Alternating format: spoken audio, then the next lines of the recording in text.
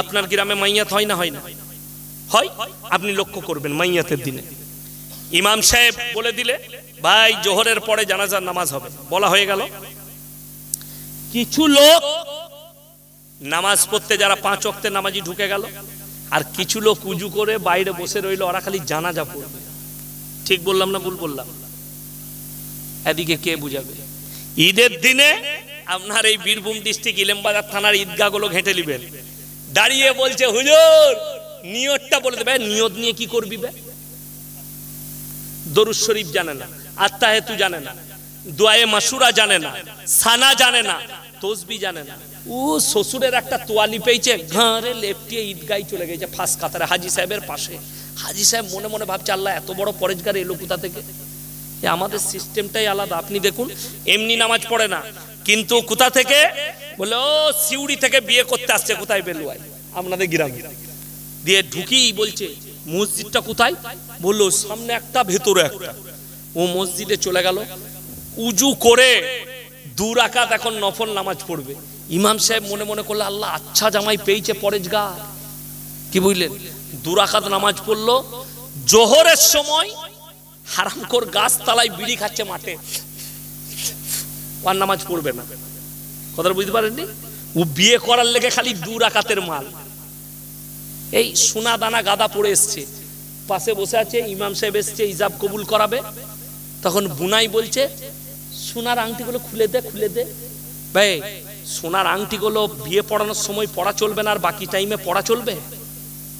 সোনা তো হার টাইম হারাম পুরুষের জন্য, সোনার হার হারাম। এটা কে বুঝাবে? আজকে দেখলেন উলামা দিকে জিজ্ঞেস করুন, এই আলেম দিকে জিজ্ঞেস করুন, রাসূল আকরাম সাল্লাল্লাহু আলাইহি সাল্লামের জামানায় নিকাহ হয়েছে মসজিদের ভেতরে, আর আজকে কোথায় হচ্ছে? বিয়ের হলে না হলে প্যান্ডেল। কি বুঝলেন? ওই জন্য যত রকমের হারাম কাজগুলো আমাদেরকে ক্যাপচার করে ফেলেছে, প্যান্ডেলে হচ্ছে। আর এখন তো আবার নতুন সিস্টেম উঠেছে, একটু যাদের পয়সা হয়েছে বলে আমার বিটির আশীর্বাদী, কবরে যাবে বার করবে তোর আশীর্বাদী, আশীর্বাদী। আর সমাজটা তো শেষ হয়েছে কোথায়? হাদিসুন নিসায়, মেয়েদের হাদিসে। মেয়েরা অর্ধেক শেষ করে দিল। মেয়েরা কি করে অর্ধেক? মুর্শিদাবাদের একটা ছেলে ফোন করে বলছে হুজুর এ আমাবস্যার রাতে কি বিয়ে করা যাবে? আমরা মোটেই করবি না, কালো ছেলে হবে। কি বলবো আমি? জিজ্ঞেস করুন, আমরা হাদিস কোরআন আমরা পেয়েছি যেদিনে ইচ্ছা যাবে বিয়ে দাও। কি যেদিনে? আল্লাহর কাছে সব দিনটাই কি সুবহান। আমার বিয়ে হয়েছে আমাবস্যায়। কখন? আমাবস্যায়। আমার বিটিদের ফটো নাই, কিন্তু আপনি আমার বাড়িতে গেলে আমার ছোট মেয়েকে দেখাতে পারবো, বড় মেয়ের বয়স বালিগ হয়ে গেছে, ওকে আর দেখাতে পারবো না। সুন্দর ফর্সা, আমার থেকেও বেশি ফর্সা আমার ছোট মেয়ে, আমার বড় মেয়েও ফর্সা। কি করে হলো? আমাবস্যায় বিয়ে হয়েছে তো আমার। কার হাদিস? দাদির না হলে ফুপুর। কি বুঝলেন? এই মৌলবীরা সব হাদিস খুঁজে পাবেন। হ্যাঁ, মেয়েদের হাদিস, বিয়েতে দিন ঠিক হলে ডিম দিই না। কি হবে? বলছে ডিম দিলে বিয়ে ভেঙে যাবে। আমি বললাম হ্যালো, ডিমের পাওয়ার এত কি করে হলো? কার হাদিস? দাদির না হলে ফুপুর হাদিস। বিসমিল্লাহ। এই যে কুসংস্কার আর কুফরি আকীদা, আমার মায়েরা জান্নাত পাবে কি করে? আপনি বলুন, মুরগির সৃষ্টিকর্তাকে আল্লাহ, তাইলে ডিমের মালিককে আল্লাহ, তাহলে ডিম কি করে বিয়ে ভাঙাবে? শুধু ওইটা হাদিস লয় ওদের, বলে বিয়েতে জিলেবি দেয়া যাবে না, প্যাঁচ লেগে যাবে। ওই যে জিলেবিতে প্যাঁচ থাকে। আমি বলেছি বাবা যদি হ্যাঁ গো খালা, জিলেবি দিলে যদি বিয়েতে প্যাঁচ লাগে, যে মাল জিলেবি তৈরি করছে তার বেটা বিটি তো জীবনে বিয়ে হবে না, সে তো প্যাঁচ মেরেই গেছে। বিয়ে হবে তার বেটা বিটির? আর কে বুঝাবে খালাকে? এদের হাদিস রবিবার মাছ কাটতে নাই। পেলি কোথায়? বললে হাদিসে খালা, খালার হাদিস নাহলে ফুপুর হাদিস। এই লোক মরে গেলে আপনাদের গ্রাম বাদ দিয়ে আপনি ইলামবাজারেই খোঁজলেন, এমনও গ্রাম আছে এখনো পর্যন্ত মরে গেলে কন্ট্রোল করে কারা? আমাদেরকে খালি 2টো কাজে রেখেছে, হলে আর মূলে। হুজুর ছেলে হয়েছে, কি করতে হবে? বা কানে আজান দাও। হুজুর মরে গেছে, জানাজা পড়তে হবে, বাস এই 2টো কাজ। বলে বাকি বাকি আমরা বুঝে দেব। কি?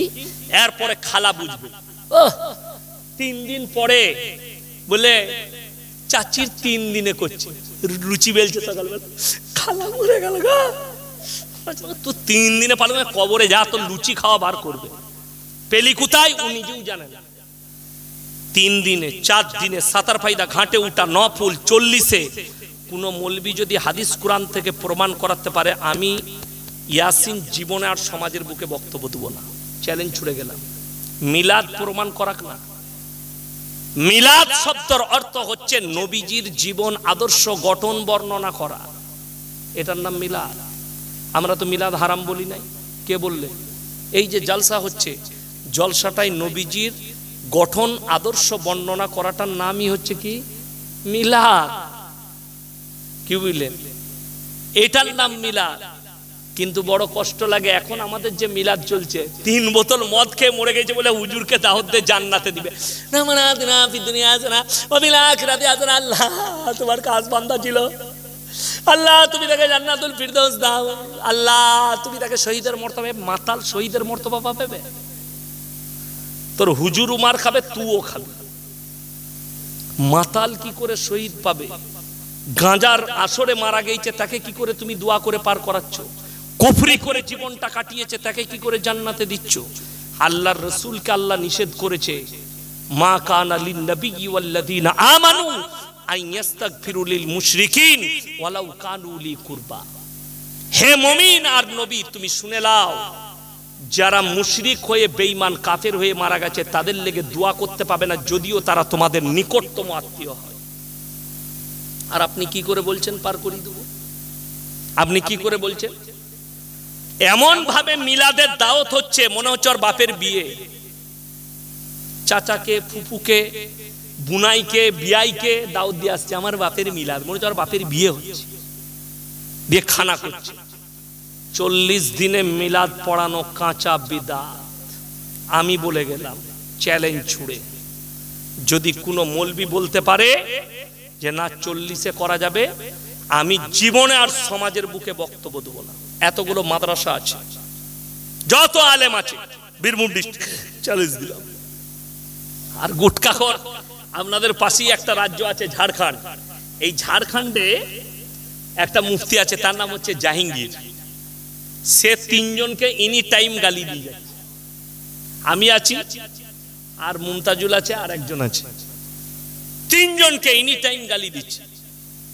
সে এক জায়গায় বলেছে, আরে ইয়াসিন বলেছে খাতনার খানা করা যাবে না। আমি তাকে বলেছি, তো তুই নুনু কাটার খানা খাবি, তা আমার কি?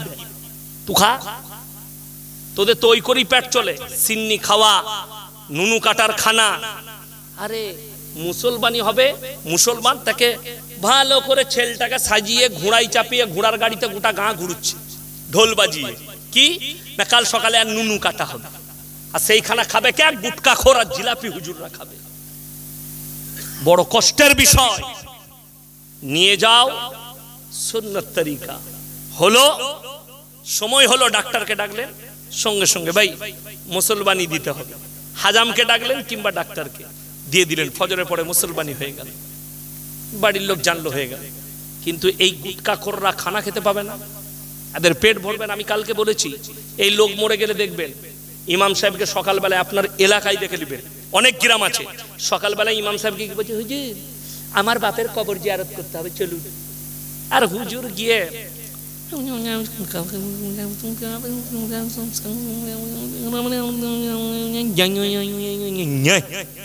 জান্নাত 3 দিন কবর জিয়ারত হয়ে গেল।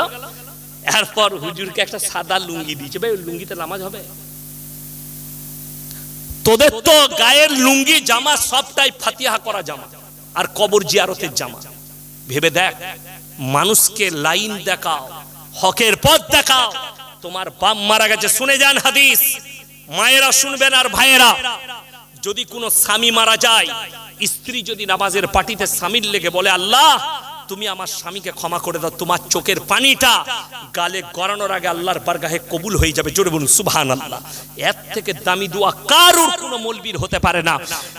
স্বামী যদি মারা যায়, স্ত্রী যদি মারা যায়, স্বামী দোয়া করবে নামাজের পাটিতে, আল্লাহ আমার স্বামী আমার স্ত্রী আমাকে বড় মহব্বত করত, নেককার ছিল, আমার খিদমত করেছে, তুমি আমার স্ত্রীকে জান্নাতি করো। তোমার চোখের পানিটা গালে গড়ানোর আগে আল্লাহ ক্ষমা করে নিবে। সন্তান বাপের কবর জিয়ারত করবে আর চোখের পানি পড়বে, আল্লাহ আমার আব্বাকে ক্ষমা করে দাও, তোমার পানিটা গালে গড়ানোর আগে আল্লাহ কবুল করবে। আর ইয়াসিনকে যদি হায়ার করে নিয়ে যাস, আমি পাইকিরি দোয়া করব।